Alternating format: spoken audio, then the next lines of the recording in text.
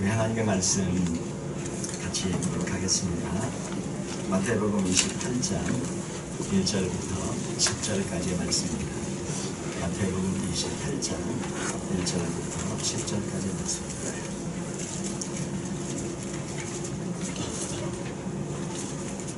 우리 다 찾으신 줄 알고 우리 한 절씩 돌아가면서 교독하도록 하겠습니다. 안식일이 다 지나고 안식 후 첫날이 되려는 새벽에 막달라 마리아와 다른 마리아가 우동을 물고 갔더니 근심이 일어나며 주의 천사가 하늘로 내려와 돌을 밀어내고 그 위에 앉았는데 그 형상이 번개 같고 그 옷은 은같이 검해 지키던 자들이 그를 무서워하여 떨며 죽은 사람과 같이 여겼다. 천사가 여자들에게 말하여 이르되 너희는 무서워하지 말라. 십자가에 못 박히신 예수를 너희가 찾는 줄을 내가 알노라. 그가 여기 계시지 않고 그가 말씀하신 대로 떠나가셨느니라. 와서 그가 누우셨던 곳을 보라. 또 빨리 가서 그의 제자들에게 이르되 그가 죽은 자 가운데서 살아나셨고 너희보다 먼저 갈릴리로 가시나니 거기서 너희가 배우리라 하라. 보라 내가 너희에게 일렀느니라 하거늘 그 여자들이 무서움과 큰 기쁨으로 갈릴리로 떠나 제자들에게 알리려고 달려갈세. 예수께서 그들을 만나 이르시되 평안하냐 하시거늘 여자들이 나아가 그 발을 붙잡고 경배하니 이에 예수께서 이르시되 무서워하지 말라. 가서 내 형제들에게 갈릴리로 가야 하라. 거기서 나를 보리라 하시니라. 아멘. 제가 말씀을 이렇게 전하고 있다가 이제 크리스 형사님께 5분 정도 써머리로 또 이어폰을 지금 못 듣고 있는 그런 우리 자녀들이 있을 것 같아서 그렇게 또 말씀을 전해주시도록 하겠습니다. 오늘 주님이 부활하신 복된 그런 부활 주일입니다. 특별히 이렇게 자녀들과 함께 저희들이 예배 드릴 수 있어서 정말 참 마음이 행복하고 정말 기쁘고 좋습니다. 이 부활하신 이 주님, 사망의 권세를 깨뜨리신 이 주님을 오늘 저희들이 말씀을 통해 살펴보고 또 은혜를 나누기를 원합니다. 오늘 이 말씀을 통해 저희들이 가장 먼저 생각해 보고 싶은 것은 부활하신 그 예수님께서 우리에게 평안하냐고 정말 마음의 기쁨이고 평안하냐고 묻고 계십니다. 부활하신 그 주님이 주시는 평안이 우리 모두에게 가득하시기를 바랍니다. 예수님의 부활은 역사적인 사실입니다. 말씀하신 대로 정말로 부활하셨습니다. 우리에게는 주님이 말씀하신 그 부활의 말씀이 있기 때문에 또 말씀하신 대로 부활하신 예수님의 그런 증거가 있기 때문에 우리가 신앙생활 하다 보면 때로 낙심이 될 때도 있고 마음에 여러 가지 근심이 될 때도 있고 어려움이 될 때도 있지만 저희들이 낙심하지 말고 마음의 평안을 늘 가지고 부활하신 주님과 함께 저희들이 살아가야 할 줄로 믿습니다. 우리에게는 이미 영생에 대한 그런 약속이 있습니다. 죄 용서에 대한 그런 말씀이 있습니다. 우리는 이미 하나님의 자녀입니다. 여기에 우리가 그 어떠한 순간에도 낙심하지 말고 절망하지 말아야 될 그런 이유가 여기에 있습니다. 성도에게 있어서 낙심은 어찌 보면 불신앙과 같은 그런 것이라고 할 수 있겠습니다. 여기가 끝이라고 생각하기 때문에 낙심이 오고 절망이 오고 내가 원하는 대로 이루어지지 않기 때문에 절망이 찾아오고 낙심이 오는 것입니다. 그러나 여기가 끝이 아닙니다. 여기가 끝이 아닌 줄로 믿습니다. 우리의 인생의 모든 순간은 여기가 끝이라고 하는 그 지점에서 다시 새로운 문을 주님께서 열어주셔서 새로운 은총과 축복의 문이 열려지는 그런 것들을 저희들이 인생을 통해 많이 경험하지 않았습니다. 여기가 끝이라고 하는 그 지점이 새로운 축복의 문이 열려지는 그런 위대한 지점이 되는 줄로 믿습니다. 우리에게는 또한 부활하신 주님이 있기 때문입니다. 그 주님이 우리와 함께 하고 계십니다. 그 주님이 오늘 저희 이 아침에 우리 모든 성도들에게 묻고 계세요. 평안하냐고 묻고 계십니다. 평안하십니까? 예. 마음은 대답은 평안하다고 대답은 하는데 속에서는 지금 주님 목사님 평안하지 않습니다. 온갖 근심이 온갖 염려가 지금 많이 있습니다. 당장 집에 가면 막 해야 될 것들이 막 이렇게 산더미처럼 있어서 어찌해야 될지 모르겠습니다. 아마 그런 문제들이 있을 수 있습니다. 그러나 걱정하지 마십시오. 주님께서 다 도우시고 함께 하시고 해결하시고 축복해 주실 줄로 믿습니다. 예, 주님께서 붙잡고 계세요. 하루 걱정하지 마세요. 안식일이 다 지나고 안식 후 첫날이 되는 새벽에 막달라 마리아와 다른 마리아가 무덤을 보려고 갔을 때에 예수께서 그들을 만나 이르시되 평안하냐 하시고는 9절에 여자들이 나아가 그 발을 붙잡고 경배했다고 말씀하고 있어요. 주님이 주시는 그런 평안으로 가득 차시는 우리 모두가 되시길, 이 부활의 아침이 되시기를 바라고요. 우리가 평안을 누리지 못할 때 우리는 여러 가지 다른 그런 것들을 찾아가면서 평안하기를 원하고 다른 것들을 통해 우리의 마음이 평안해지기를 원해서 다른 것들을 찾아 추구하며 떠나는 그런 것들을 저희들이 보게 되어집니다. 주님과의 그런 친밀한 관계가 있을 때에 우리의 마음이 평안함을 얻고 또 사람과 가족과의 관계에서 평안함이 있을 때에 또 그런 어떤 좋은 그런 관계가 있을 때에 우리 모두가 평안함을 얻게 되어지는데, 사실 이런 관계가 좀 힘들고 어려울 때 우리는 평안하지 못하고 더 어려움에 빠지게 되는 것을 저희들이 보게 되어집니다. 제가 어느 글을 보니까 여러 가지 이제 그 에딕트, 중독되는 거 있지 않습니까? 여러 가지 그런 중독, 여러 가지 중독이 많이 있잖아요. 무슨 마약, 드러기에 중독되고 또 갬블에 중독되고 여러 가지 것들에 중독되고 여러 가지 많은 그런 중독들이 있는데, 사람이 무엇을 또 뭐 헤로인이라든지 코카인이라든지 이런 거에 중독되게 할까? 그 대답은 너무나 쉽습니다. 왜냐하면 헤로인을 하면, 코카인을 하면 그냥 자연스럽게 중독이 되어져 버립니다. 만약 누구든지, 우리 가운데 누구든지 한 20일 동안 그냥 헤로인을 우리가 복용을 했다든지 코카인을 복용했다고 하면 21일째 되는 날 우리의 몸은 아마 미친 듯이 그 약물을 원하게 될 것입니다. 이것이 바로 중독입니다. 한 실험을 이렇게 해보았다고 합니다. 쥐를 한 마리 데려다가 그냥 이렇게 가둬놓은 거예요. 아무도 없는, 다른 쥐가 없는, 혼자만 이렇게 가둬놓고, 철장에 같은 데 가둬놓고 물병 2개를 먹을 수 있는 그 물병 2개로, 하나는 코카인을 넣어놓고 헤로인을 넣어놓고 하나는 물을 넣어놨어요. 이 쥐가 어디로 가서 먹겠습니까? 예, 자연스럽게 처음에 물도 먹고 이것도 먹어보고 했겠죠. 그러다가 자연스럽게 이 약물이 들어간 그 코카인 들어있는 그 물병에 집착하고 거기에만 매달려서 계속 먹다가 결국은 죽게 되어지는 이러한 것을 보게 되어졌습니다. 그런데 그 실험 결과를 보면서 심리학자 그 브룩스 알렉산더라는 분이 좀 이상한 것을 발견하게 되어졌습니다. 그래서 혼자 갇혀있다는 것에 포커스를 한 거예요. 이 쥐가 다른 여러 그런 곳에 있지 않니, 여러 그런 다른 쥐들과 다른 어떤 관계 가운데 있지 않고 혼자 있는 것에 포커스를 해서 이 쥐를 거기서, 그런 실험의 장소가 아니라 쥐 놀이공원을 만들었어요. 쥐 놀이공원을 만들어 가지고 거기에 다른 쥐들도 많이 넣고 온갖 그냥 구멍을 헤집고 나오면서 놀 수 있는 그런 것들을 많이 만들어 놓고 그냥 쥐 천국을 만들어 놨어요. 그리고 똑같이 2개 물병을 거기에 넣어놨습니다. 하나는 헤로인, 코카인이 든 그런 물병, 그런 병, 하나는 물병. 근데 그 쥐가 무엇을 가서 먹고 무엇에 매달렸을까요? 무엇을, 그 중에 둘 중에 어떤 것을 이용했을까요? 네, 물입니다. 코카인과 헤로인이 담겨있는 물병을 우리 생각에는 거기에 몇 번 먹으면 계속 그걸 가서 먹을 것 같은데, 이 쥐는 거기에 가서 그걸 먹은 것이 아니라 물병을 가서 물을 먹고 여전히 놀고 재밌게 놀고 주천국에서 살고 계속 물을 먹었던 거예요. 코카인, 헤로인을 먹었던 것이 아니라. 어떤 쥐도 강박적으로 그 약물을 섭취하지 않았고 과다 복용하지도 않았습니다. 하지만 이것이 쥐에게만 적용되는 그런 얘기일 수도 있지 않겠습니까? 인간의 경우에, 우리 사람의 경우에는 어떨까요? 이게 베트남 전쟁 때 일입니다.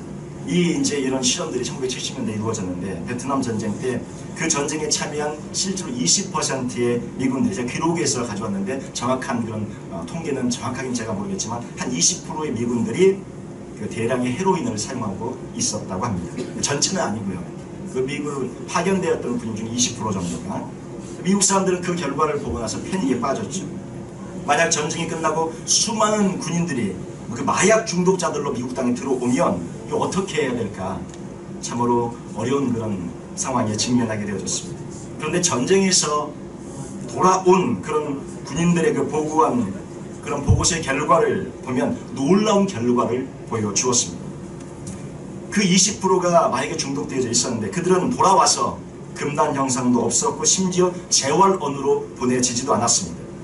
집에 돌아온 그 20%의 그 군인들 중에 그들 중에 95%의 그 마약 중독자들이 약물 사용을 바로 멈춰버렸습니다. 그러나 물론 5%는 여전히 거기에서 이렇게 힘들게 되어졌고 거기에 계속 빠져있고 물론 그렇죠. 근데 중요한 수치는 95%가 거기 약물 사용의 그런 것들을 멈춰버렸다는 거예요. 저희 생각으로 저희가 상식적으로 생각이 되어질 때는 95%가 약물을 계속 사용해야 되고 5%만 거기서 극복을 해야 되는데 오히려 반대로 95%가 그것을 바로 멈춰버리고 5%만 거기서 여전히 스트럭을 하는 이런 결과가 가져왔다는 것이죠. 어느 순간에나 죽이고 죽을 수밖에 없는 생명이 들어온 그런 순간, 그런 강요당하는 순간에는 헤로인을 하는 것이, 코카인을 하는 것이 그것을 잊어버리고 시간을 보내기에 정말 엄청 좋은 그런 방법이 되어져서 그들에게 대안으로 제시되어져 있었지만 전쟁 후에 자기의 가족들과 또 친구들과 좋은 집으로 그런 환경으로 돌아왔을 때 이 쥐의 실험처럼 첫 번째 실험의 장소가 아니라 주천국을 만들어서 쥐를 옮겨놨을 때 그곳에서 그렇게 그것을 끊어냈던 것처럼 그런 똑같은 그런 결과를 가져오게 되어졌다고 합니다. 우리는 다른 사람들과 함께 할 때 그런 좋은 관계 속에 있을 때 저희들은 행복하고 건강하고 평안이 우리 안에 있게 되어집니다. 하지만 그럴 수 없을 때 그런 관계가 되어지지 않을 때 우리는 사람과의 관계에서 그런 것들이 되어지지 않을 때 다른 무엇으로부터 위로받으려고 다른 대안을 찾게 되어집니다. 그래서 갬블을 하고 그래서 비디오 게임을 하고 포르노에 빠지고 코카인을 하게 되고 헤로인에 빠지게 되어지는 그런 것을 찾게 다른 대안을 찾게 되어지는 것이죠. 중독이라는 것은 소통의 부재에서 오는 관계의 부재에서 오는 외로움의 어떤 그런 결과에서 오는 그런 증상일 때가 많다는 것입니다. 너무 외로운 거예요. 너무 외로운 그런 것입니다. 부부간에 살아도 너무 외롭고 자녀하고 같이 있어도 너무 외롭고 부모님하고 같이 있어도 너무 외롭고 너무 외로운 거예요. 왜 그럴까요? 자기 마음을 이해해주지 못하고 이해받지 못할 때 또 이해하지 못할 때 이런 중독 현상이 더 많이 나타나게 되어집니다. 진정한 평화, 진정한 평안은 관계에서 오는 그러한 축복인 줄로 믿습니다.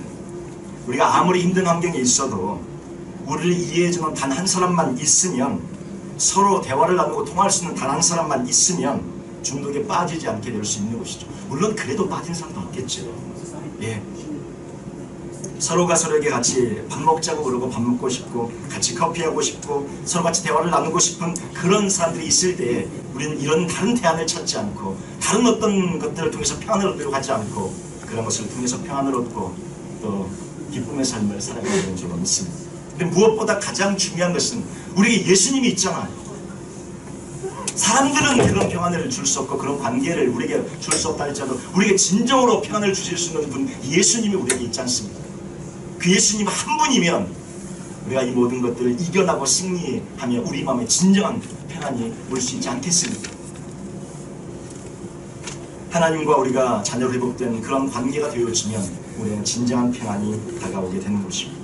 부활하신 주님을 만나면 우리 안에 진정한 평화가 있는 줄로 믿습니다. 실제로 모든 좋은 여건과 좋은 환경 가운데 있지만 여전히 우리 가운데는 그런 첫 번째 실험의 쥐처럼 그런 헤로인과 코카인을 다른 어떤 대안을 찾아서 다른 평안의 도구를 찾아서 떠나는 그런 분들이 있을지 모르겠습니다. 예수님을 만나고 예수님을 찾고 부활하신 예수님과 동행하는 삶을 살아가시기를 주님의 이름으로 축원드립니다. 사람에게서는 이 땅에서는 비록 그것이 실험으로는 사람을 통해서는 그것이 되어질 수 있다고 결과가 나왔지만 실제로 우리의 삶에서는 사람으로도 채워지지 않을 수 있어요. 가족이 있음에도 불구하고 외로워요. 남편과 아내가 있음에도 불구하고 외롭고 자녀들이 있음에도 불구하고 외롭고 실제 삶의 현장은 그렇습니다. 그러나 그 모든 것을 뛰어넘어서 예수 그리스도 부활하신 그 한 분을 만날 때 우리 마음에 진정한 평안과 위로와 축복이 우리 마음 안에 찾아오는 줄로 믿습니다. 예수님을 만나시고 예수님과 동행하시는 우리 모두가 되시기를 주님의 이름으로 축원드립니다. 두 번째 이 말씀을 통해 저희가 살펴보고 싶은 것은 예수님의 부활은 수많은 사람들이 예수님에게 물었어요. 당신 도대체 누구십니까? 당신 도대체 누가 시켜서 이런 일을 하십니까? 누구십니까? 에 대한 질문을 공생의 3년 동안 잘 안 하셨습니다. 근데 그 질문에 대한 대답입니다. 하나님의 대답. 예수님이 누구신가에 대한 예수님의 부활은 하나님의 온 세상을 향한 대답이고 선포입니다.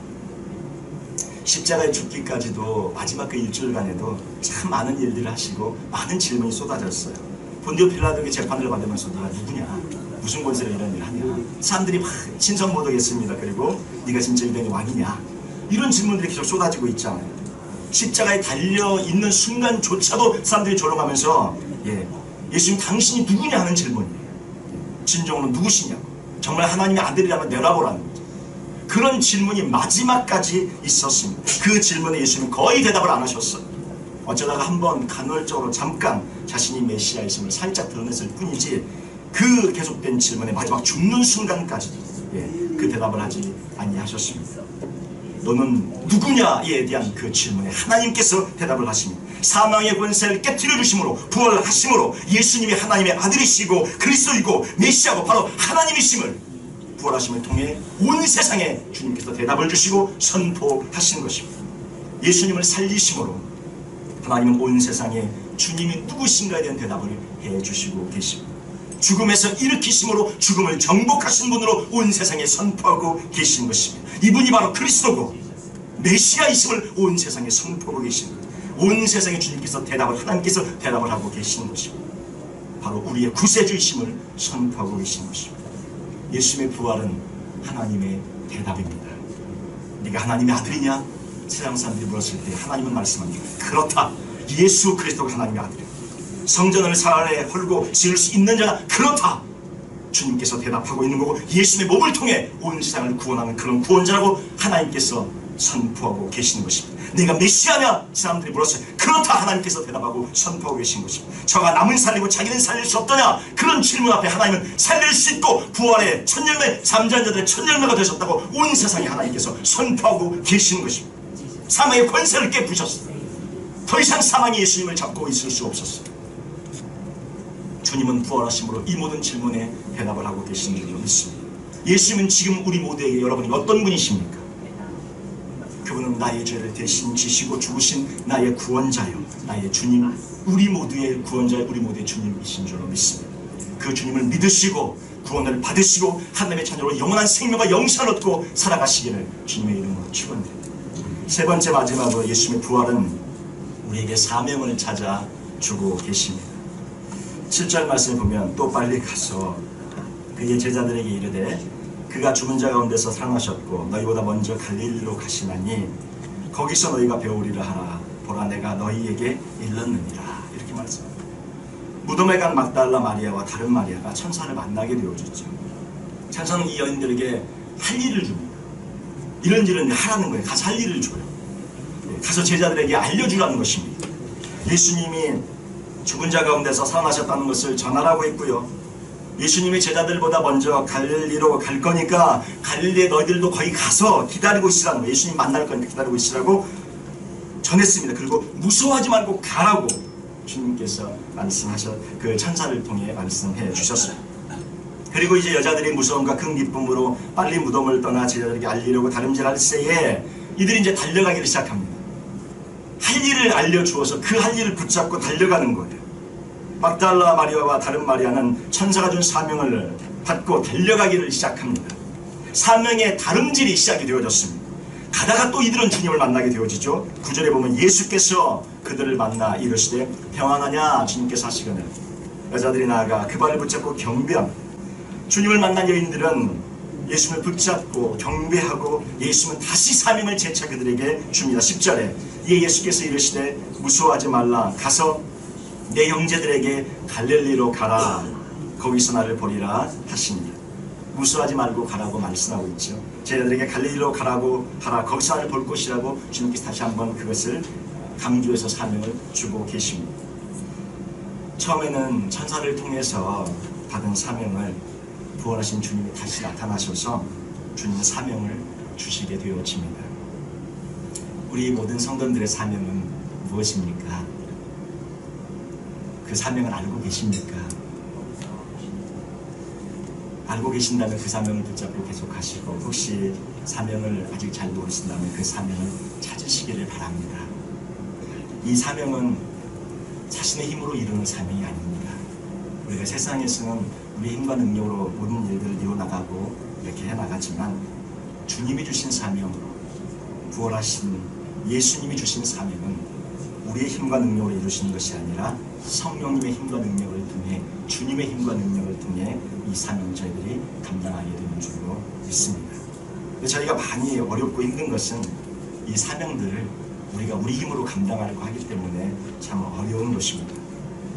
3년간 주님을 따라다닌 그 제자들이 예수님의 십자가 앞에 그들이 실패할 수밖에 없었던 것은 자신의 힘과 능력을 의지하면서 그것을 붙잡았기 때문에 그랬던 것이죠. 주님이 주신 사명은 그 사명을 발견하고 찾았을 때 그 사명을 붙잡고 달려가야 되는데, 그 사명은 우리의 힘과 능력이 아닌 예수 그리스도의 주신 힘과 능력을 통해 우리가 기도하면서 그분과 교제하면서 그분과 함께 살아가면서 그분을 통해 저희들이 사명을 가지고 붙잡고 또 그분이 주신 힘으로 저희들이 완수함을 나아갈 수 있게 되는 것입니다. 그 노아의 방주, 그 방주라고 쓰여진 그 히브리어 원어가 테바라는 그런 단어입니다. 그런데 모세의 갈대상자, 모세가 담겼던 갈대상자도 그 히브리어 원어가 테바입니다. 노아의 방주는 구원의 방주라고 하죠. 그래서 모든 동물들이 다 이렇게 쌍으로 실렸고 노아 8식구까지 구원되어졌던 그런 큰 구원의 방주입니다. 굉장히 컸었죠. 그것을 구원의 방주라고 하는 것은 이해가 가는데, 작은 모세의 갈대상자, 아기 모세 하나만 딱 탔던 그런 갈대상자, 그것도 테바라는 동일한 단어가 쓰여지면서 그것도 구원의 방주로 쓰여지게 됩니다. 같은 단어로 기록된 이유가 무엇일까? 무슨 공통점이 있기에 같은 단어 테바가 쓰여졌을까? 무슨 공통점이 있는 것 같으십니까? 노아의 방주와 모세의 갈대상자, 같은 단어예요. 같은 구원의 방주, 같은 방주, 같은 단어. 무슨 공통점이 있길래 거기에 똑같은 테바라는 단어가 쓰여졌을까요? 노아의 방주에도 모세의 갈대상자에도 자체 동력이 없습니다. 엔진이 없고 키가 없고 자체 방향키가 없고 자체로 움직일 수 있는 아무것도 없는 그런 자체 동력이 없는 방주입니다. 바로 그것이 노아의 방주와 모세의 갈대상자가 똑같이 갖고 있는 그런 테바라는 단어의 뜻입니다. 진행 방향, 진행 속도, 정지할 수 있는 그런 키, 그런 장소들을 선택할 수 있는, 자체적으로 결정할 수 있는 것이 아무것도 없는 그러한 방주, 노아의 방주이고 모세의 갈대상자입니다. 어느 방향으로 가든, 속도가 빠르든 속도가 늦든 어디에서 멈추건 그 모든 결정사항을 자기가 할 수 없고 철저하게 누가 하느냐? 하나님이 하시는 것. 바로 그것이 노아의 방주요 모세의 갈대상자입니다. 우리에게 주신 사명도 마찬가지입니다. 하나님이 우리에게 주신 임하신 사명이 바로 이런 태와 같은 그런 사명인 줄로 믿습니다. 하나님에게 두 팔을 벌리고 완전히 항복할 때에만 하나님이 우리를 원하신 대로 이끌고 갈 수 있어요. 근데 우리는 우리가 키를 잡고 내가 내 방향으로 가고 싶은 거예요. 내가 엔진을 일으켜서 내가 원하는 대로 가고 싶은 거예요. 하나님이 말씀하신 것은 태바가 되라는 거예요. 키를 없애고 엔진을 없애라는 거예요. 하나님이 원하신 대로 이끌고 가시겠다고 말씀하고 계신 것이고, 우리의 인생이 노아의 방주처럼 거대한 일을 하시는 그런 큰 이들 가운데 계신 분도 있을 수 있고, 모세의 갈대상자처럼 참으로 보잘것없이 단 한 명 한두 명 이렇게만 움직이는 그런 작은 보잘것없는 것으로 보일 수도 있습니다. 그러나 어떤 경우건 상관없이 우리가 스스로 내 사명을 감당하고 내가 내 스스로 그런 인생의 동력이 되기를 포기한다면 우리 인생은 하나님께서 이끌어 가시는 그런 인생이 될 줄로 믿습니다.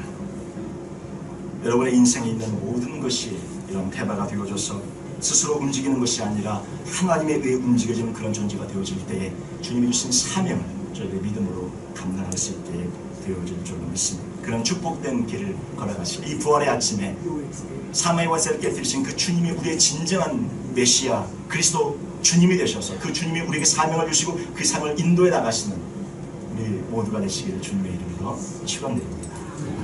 이제 우리 전사님 잠깐 나오셔서 그분 메시지 간략하게 전해주시겠습니다.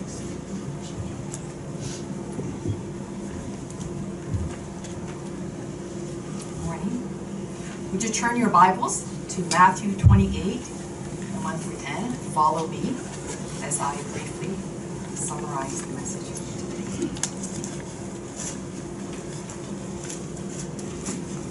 after witnessing such public ridicule and humiliation, such blatant injustice and brutality, such awful heartache and devastation to their beloved leader, can you imagine how these two lowly women felt as they walked to his tomb early in the morning? Mark tells us in his account that these women had brought spices to anoint Jesus' body. Their expectations were no different than anyone else who had been there for the public execution 3 days before. That Jesus would still be dead. They had a more immediate and pressing concern, a practical one. Who would roll away the stone that blocked the entrance? However, when they arrived, nothing was as they had expected. Not only was the stone rolled back from the mouth of the tomb, there was a strange person sitting on it with appearance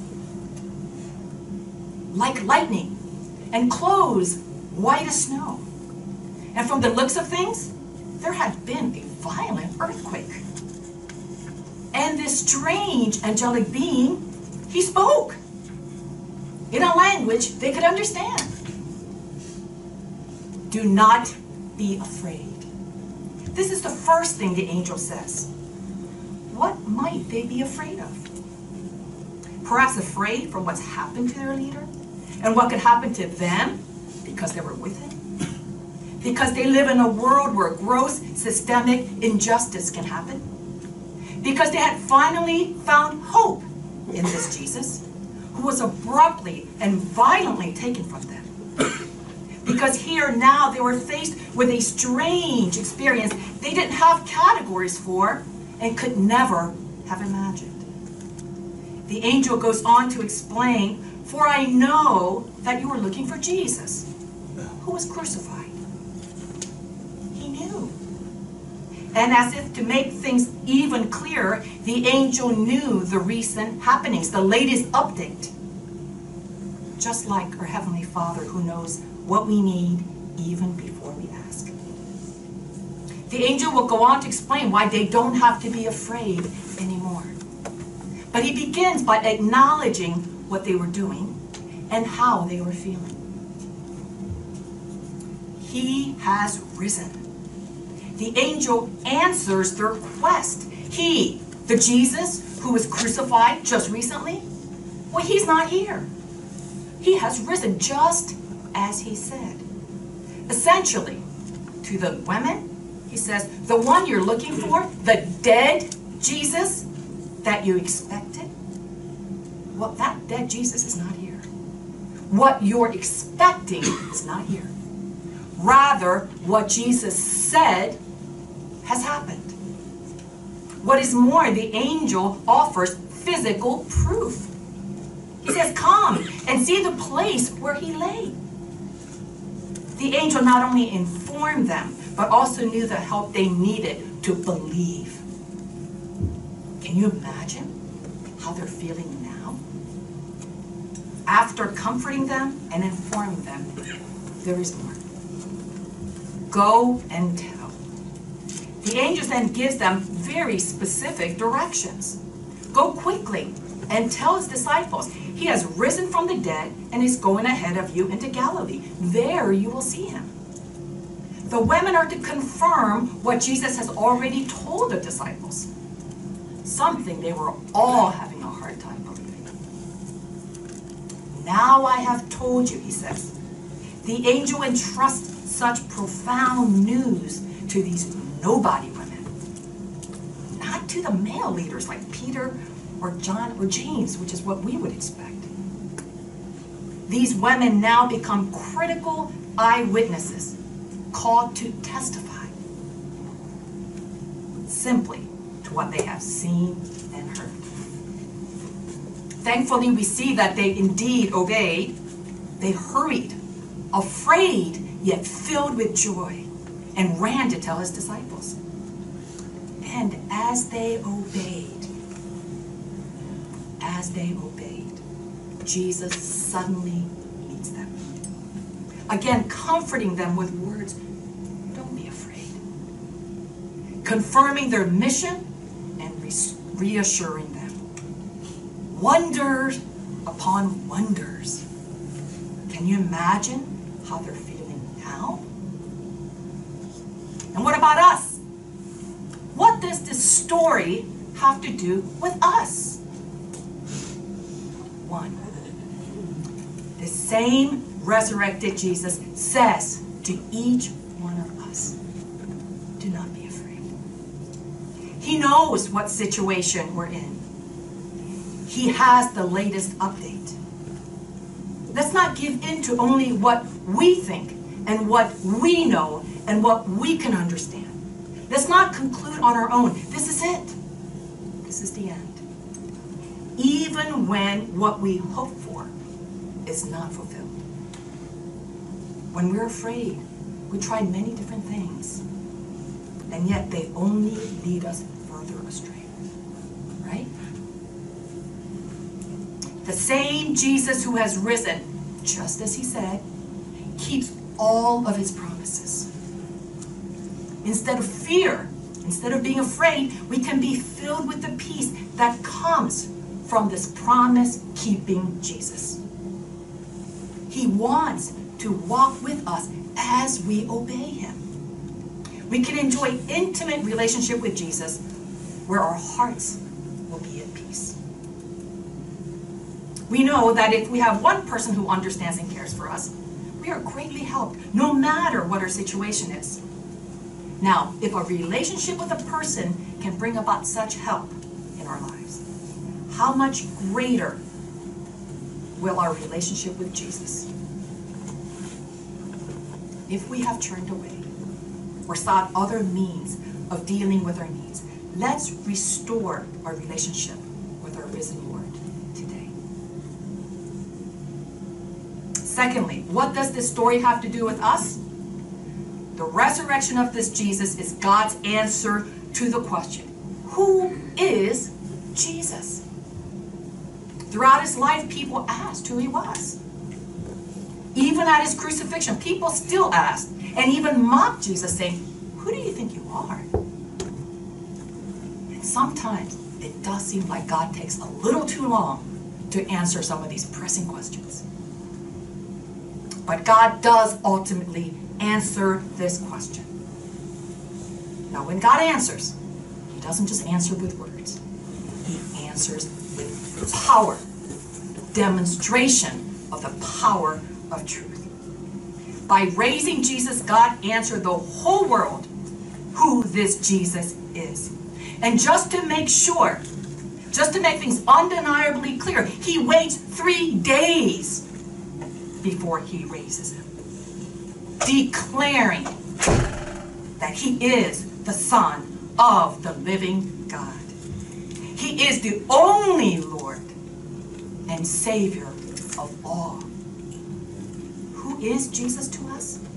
He is the Son of God who has to come to die for our sins and reconcile us with our Heavenly Father.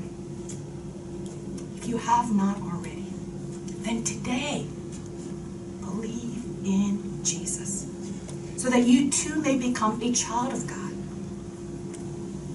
For God wants to share all that he has with you as his son and daughter. Thirdly, what does this story have to do with us? This resurrected Jesus gives each of us a particular, a unique mission. What is our mission? Well, this is a joyful discovery for each of God's children. We get to be eyewitnesses of the risen Christ in our lives, and yet there is a personal and unique way God will call each of us. May each of us seek to find the mission God has prepared for us. Now, there may be fear, especially if it's God-sized and unfamiliar. But there will also be joy, much joy. Let's keep in mind that God's mission for us must be carried out not by our strength or our wisdom, but through his power and his wisdom. And God himself will accompany us through the help of the Holy Spirit. Christ has risen. May each of us meet this resurrected Christ, restore our relationship with him, and faithfully carry out the mission he has given to us through the strength he provides. Let's pray. This is not what we expect, Lord. We don't expect somebody who has died to be raised back to life. We don't expect that God would come down from heaven and walk among us. We don't expect that God will allow himself to be unjustly treated by his own creation, by his own creatures. And yet, this is the mind-boggling, unfamiliar, hard to wrap our minds around truth that we are declaring together, that we are reading together, that we're wrestling with together. Thank you that indeed these things are true. Thank you that we have a hope that is incredible, a hope that is otherworldly, a hope that blows our minds. Thank you that these things that happened some 2,000 years ago is true today and calls us today to enter in this amazing relationship with this amazing God who has done amazing things. Lord, would you speak to each one here in a way that we can understand, in a way that shows us that you know, and in a way that gives us courage to seek you and to follow you. Thank you, Lord, that indeed, Lord Jesus, you have been raised from the dead. In Jesus' name.